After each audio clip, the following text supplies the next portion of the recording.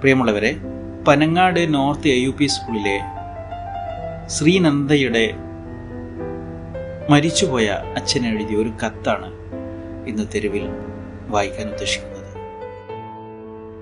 അച്ഛൻ സ്വർഗത്തിലാണെന്ന് കരുതുന്നു. അച്ഛന് സുഖമാണോ? അച്ഛനെ മറക്കാൻ കഴിയുന്നില്ല.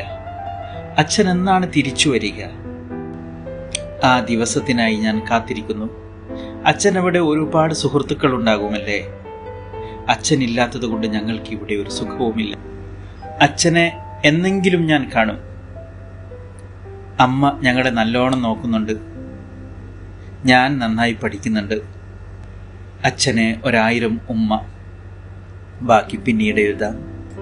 മരിച്ചുപോയ അച്ഛന് ശ്രീനന്ദ എന്ന 7ാം ക്ലാസ്സുകാരി സ്വർഗത്തിലേക്ക് എഴുതിയ കത്ത്.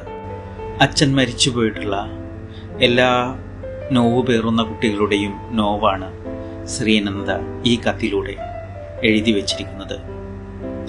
ഈ കത്ത് വായിച്ച ഓരോ അധ്യാപകരുടെയും മനസ്സ് പൊള്ളിച്ചുകൊണ്ടാണ് ശ്രീനന്ദ തൻ്റെ നോവ് വരച്ചിട്ടിരിക്കുന്നത്.